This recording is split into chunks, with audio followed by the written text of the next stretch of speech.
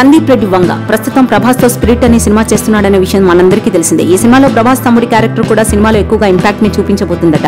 ఇక ఆ పాత్ర ఎవరు చేస్తే బాగుంటుందనే విషయంలో సందీప్ చాలా రోజుల నుంచి తర్జన భర్జన పడుతున్నట్టు, ఇక ఎట్టకేలకు ఈ క్యారెక్టర్ కి ఒక స్టార్ హీరోని ఫిక్స్ చేయాలనే ఉద్దేశంతో సందీప్ వంగ ఆలోచిస్తున్నట్టుగా వార్తలు వస్తున్నాయి. ఇక అందులో భాగంగానే తెలుగులో మంచి నటుగా గుర్తింపు సంపాదించుకున్న శర్వానంద్ ఆ క్యారెక్టర్ కోసం తీసుకోవాలని సందీప్ చూస్తున్నాడు. అంతేకాక సందీప్ వంగకి శర్వానంద్ మంచి ఫ్రెండ్, అలాగే ప్రభాస్ కూడా శర్వానంద్ చాలా మంచి ఫ్రెండ్ కావడంతో ఈ సినిమాకి శర్వానంద్ కూడా గ్రీన్ సిగ్నల్ ఇచ్చినట్టుగా తెలుస్తోంది. నేచురల్ స్టార్ నాని నటించిన తాజా చిత్రం సరిపోదా శనివారం. ఇప్పటికీ థియేటర్లో సందడి చేస్తున్న సరిపోదా శనివారం ఓటీటీ రిలీజ్ పై ఆసక్తికర వార్తలు వస్తున్నాయి. ప్రముఖ OTT platform Netflix Nani digital streaming హక్కులను సొంతం చేసుకుంది. సెప్టెంబర్ 27 నుంచే సరిపోదా శనివారం స్ట్రీమింగ్ కు తీసుకొస్తున్నట్లు ప్రచారం జరిగింది. అయితే ఇప్పుడు ఈ డేట్ మారిందని, ఒకరోజు ముందుగానే అంటే సెప్టెంబర్ 26 నుంచే సరిపోదా శనివారం స్ట్రీమింగ్ కి రానుందని టాక్ వినిపిస్తోంది. RRR తర్వాత రాజమౌళి దర్శకత్వం వహిస్తున్న చిత్రం SSMB. ఈ సినిమా కోసం మహేష్ అభిమానులు కూడా 1000 కళ్ళతో ఎదురు చూస్తున్నారు. ఇప్పటి వరకు షూటింగ్ ప్రారంభం కాకుండానే ఈ సినిమా ఓ రేంజ్ లో పాపులారిటీ సంపాదించుకుంది.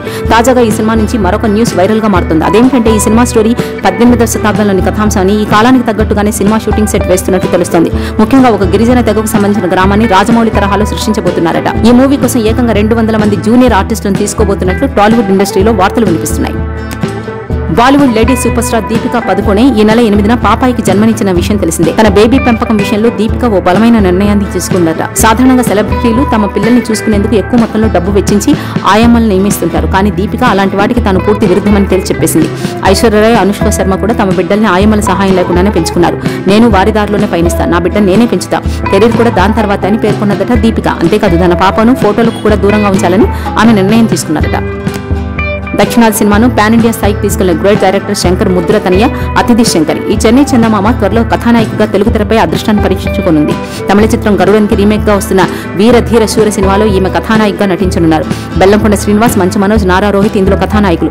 ప్రస్తుతం ఈ సినిమా షూటింగ్ హైదరాబాద్ లో జరుగుతోంది. అతిథి కూడా సెట్ లో అడుగుపెట్టింది. ముగ్గురు స్నేహితుల కథగా ఈ సినిమా రూపొందుతోందని, స్నేహం, స్వార్థం, ప్రతీకారం నేపథ్యంలో ఈ సినిమా ఉంటుందని ఫిల్మ్ వర్గాల సమాచారం. జానీ మాస్టర్ తనను కొంతకాలంగా లైంగికంగా వేధిస్తున్నాడని మధ్యప్రదేశ్ చెందిన ఓ మహిళా కొరియోగ్రాఫర్ పోలీసులకు ఫిర్యాదు చేసింది. తన అవుట్డోర్ షూటింగ్ సమయంతో పాటు తన ఇంటికి వచ్చి కూడా వేధించారని బాధితురాలు ఫిర్యాదులో పేర్కొంది. ఈ మేరకు నార్సింగ్ పోలీసులు భారత న్యాయ సంహిత ప్రకారం సెక్షన్ 376 కింద కేసు నమోదు చేశారు.